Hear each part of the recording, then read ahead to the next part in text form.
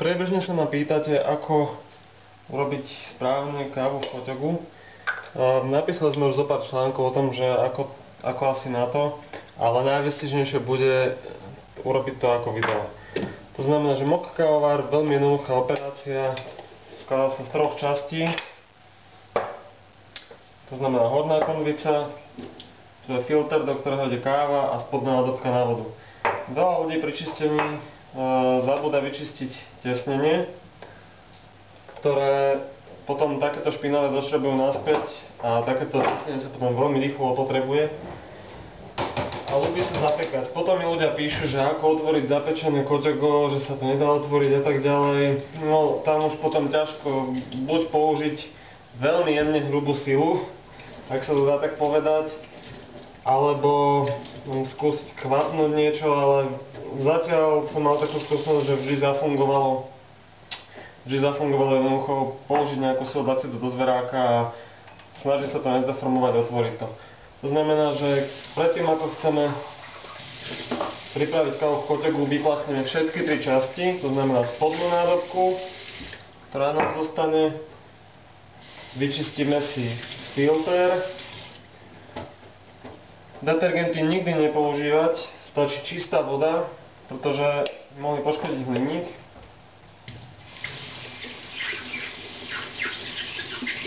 A na záver vrchnú nádobku riadne prepláchnuť. Pokiaľ tesnenie už začína trošku hnednúť, dá sa vybrať a jednoduchým spôsobom ho obrátiť na opačnú stranu. Takýmto spôsobom by malo vydržať ešte raz toľko.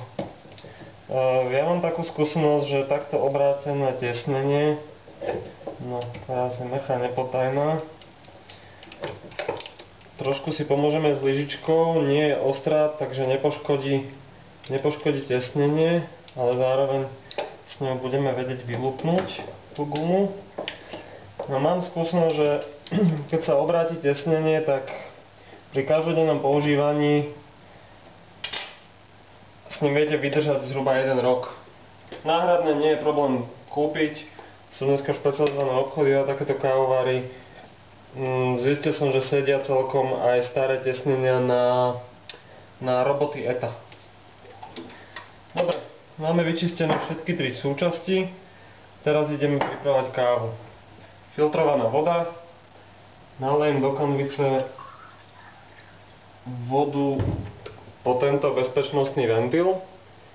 Toto je pravidlo pri každom koťogu. To je jedno, že či je to veľké koťogo na 3 kávy a chcem v ňom urobiť iba jednu kávu, také neexistuje. Keď je raz koťogo na 3 kávy, pripravia sa z neho 3 kávy. Keď je na 2, ako toto menšie, urobia sa z neho 2 kávy. To znamená nikdy neuberať nejako na pomeroch vody a podobne. Pokiaľ aj není riska, tak vždy riskou je tento bezpečnostný ventil. To znamená, že poňho naliať filtrovanú vodu, vložiť filter na kávu. Mám čerstvo nablatú kávu. Naplníme filter.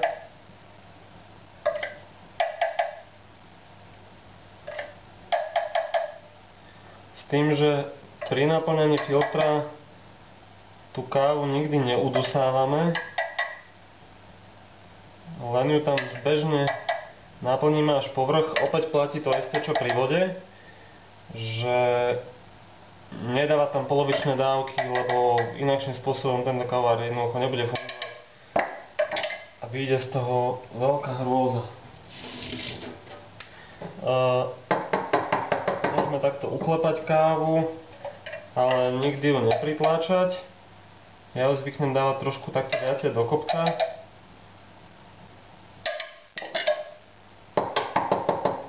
Dobre. Očistíme okraj, aby zrniečka nezostávali na tesnení. To sa potom tiež rýchlejšie ničí. Teraz zašrobujeme vrchný diel.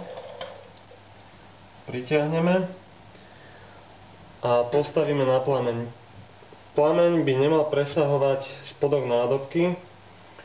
U mňa je to tak na pol plynu. A necháme variť kávu.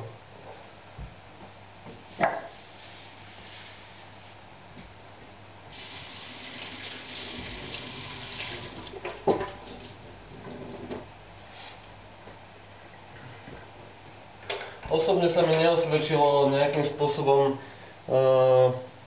sa hrať s plynom, dávať ho na plné pecky, že teraz sa ponáhľam a potrebujem rýchlo spraviť kávu. Opäť takéto niečo nefunguje. Zase dávať ho moc pomaly, tak to zase tiež nerobí moc dobré výsledky. To znamená, stačí tak na pol plynu naozaj, aby tie plamene neprečuhovali. A ako náhle začne tu vyvierať káva von, ten plamen treba stíšiť. A ono má ten materiál nejakú zotrvačnosť, to znamená, že keď vystúpi v hornej nádobke káva zhruba do polovice, tak sa to môže rovno odstaviť von. Maďarský názov tohto kávovaru je síce koťogo, od slova koťogný, akože bublať, lenže bublať by to v podstate nemalo. Už keď to buble, tak to už tam prechádza var a jednoducho, keď takto varíme kávu, tak by zhorela. To by bolo hneď cítiť na tej chuti, to znamená, že treba to variť veľmi opatrne, treba sa tomu venovať. A treba pri tom stáť a kontrolovať si to. Kto už má skúsenosti, tak vie zhruba odhadnúť, že prvé 2 minúty sa nebude zhruba nič diať a že po tých 2-3 minútach to treba začať sledovať a treba pozerať, že či už neteče, či už to netreba stíšiť alebo odstaviť z plameňa.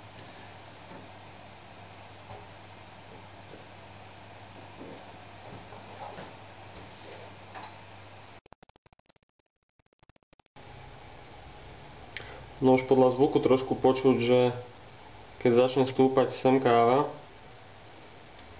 to už začne vydávať taký jemný zvuk.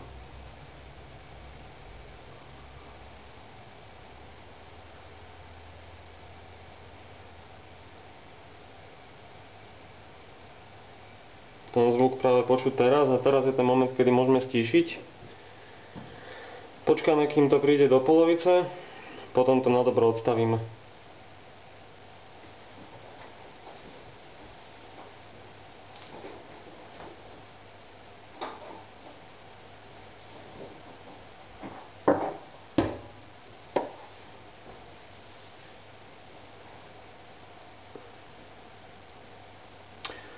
Takže vidíte, káva pomaličky nateká, žiadne bublanie, nič.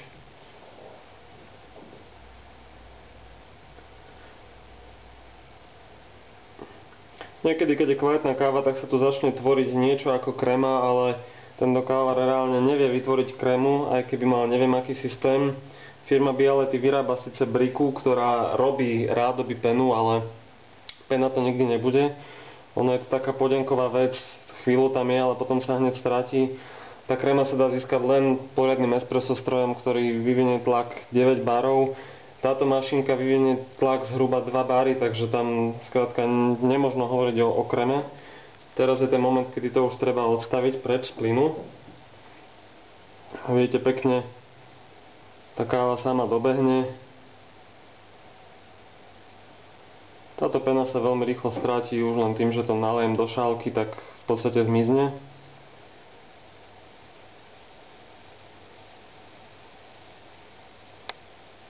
Hotovo.